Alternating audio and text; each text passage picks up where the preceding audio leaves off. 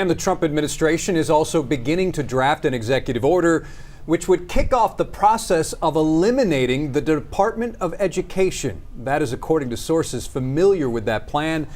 But can it actually be done?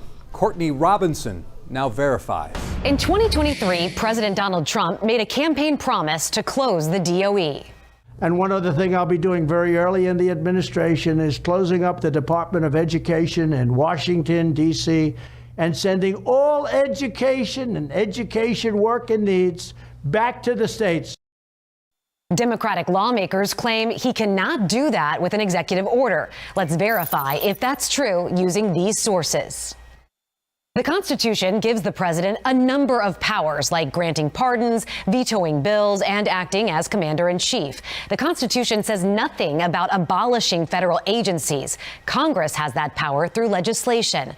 Federal law does allow the president to give lawmakers what's called a reorganization plan to consider. It would lay out how the agency's operations could either be cut or passed off to another agency. Even with Republicans in control in both chambers, support for eliminating an entire department historically has not come easy. There are also filibuster rules that could force a supermajority vote on the issue, which is even harder to secure. Another option, Congress can pass what's called a Reorganization Act, which would give the president specific guidelines to follow. The last time that was used to abolish a federal agency was in 1933 under FDR.